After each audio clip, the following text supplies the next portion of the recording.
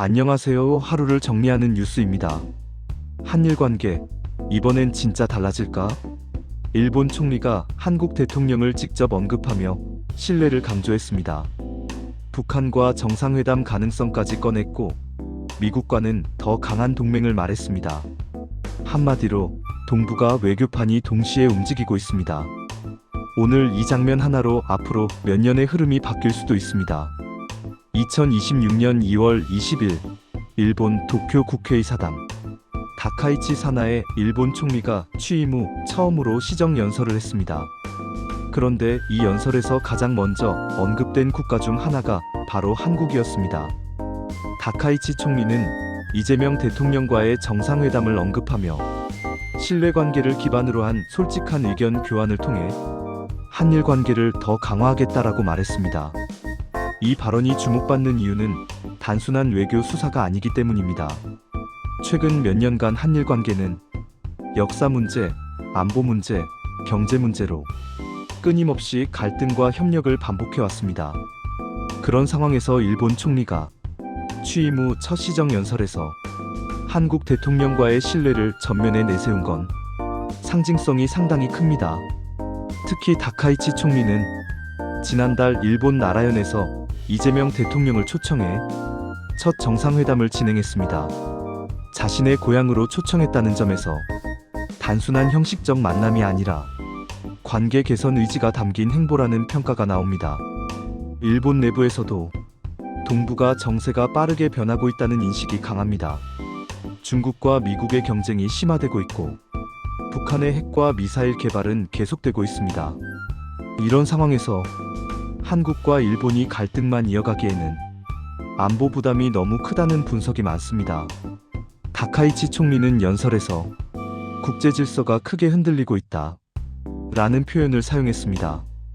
이 표현 하나에 현재 동북아 상황이 모두 담겨 있습니다. 미국과 중국의 경쟁, 북한의 핵 개발, 러시아 문제까지 이 모든 상황 속에서 일본은 외교 전략을 재정비하고 있습니다.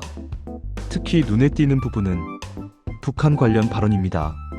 다카이치 총리는 임기 중 납치 피해자들의 귀국을 실현하고 싶다 라고 밝혔습니다. 그리고 더 강한 발언도 나왔습니다.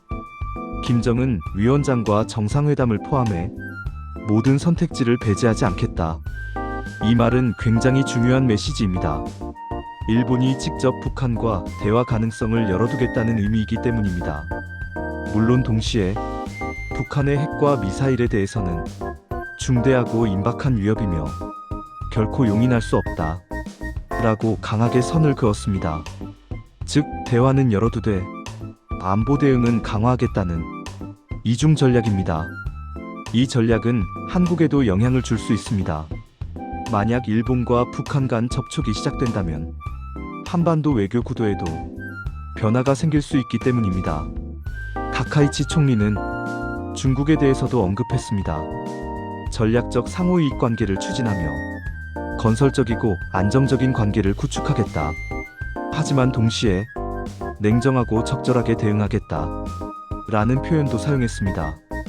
즉 협력은 하되 긴장 관리도 병행하겠다는 입장입니다. 중국은 일본에게 경제적으로는 중요한 파트너지만 안보적으로는 긴장 관계에 있는 국가입니다. 이 균형을 어떻게 유지하느냐가 앞으로 일본 외교의 핵심 과제가 될 가능성이 큽니다. 그리고 가장 핵심 축은 역시 미국입니다. 다카이치 총리는 외교안보 정책의 중심을 미국과의 동맹이라고 분명히 했습니다. 가능하다면 다음 달 미국을 방문해 트럼프 대통령과 신뢰관계를 더 강화하겠다고 밝혔습니다. 여기서 중요한 건 한미일 3국 관계입니다. 미국과 일본이 더 가까워지고 한국과 일본이 관계를 개선하면 동북아 안보 구조 자체가 재편될 가능성이 있습니다. 특히 북한 문제 대응에서 세 나라가 같은 방향으로 움직일 경우 외교 압박 구조도 달라질 수 있습니다. 또 하나 주목할 부분은 일본 내부 정책입니다. 다카이치 총리는 적극 재정 정책, 방위력 강화, 정보 수집 기능 강화, 헌법 개정 추진, 소비세 한시 감면 등을 핵심 과제로 제시했습니다. 이 중에서도 방위력 강화와 헌법 개정은 일본의 군사적 역할 확대와 직접적으로 연결되는 사안입니다. 이미 일본은 방위비를 크게 늘리고 있고 미사일 대응 능력도 강화하고 있습니다. 이 흐름이 계속되면 동북아 군사 균형에도 영향이 갈 수 있습니다. 이번 시정연설은 단순한 국내 정치 연설이 아니라 일본의 향후 외교 방향을 압축적으로 보여준 장면입니다. 정리해보면 세 가지 축이 보입니다. 첫 번째, 한국과의 관계 개선 의지. 두 번째, 북한과의 대화 가능성 열어두기. 세 번째, 미국 중심 동맹 강화. 이 세 가지가 동시에 움직이면 동북아 외교 구도는 새로운 국면에 들어갈 수 있습니다.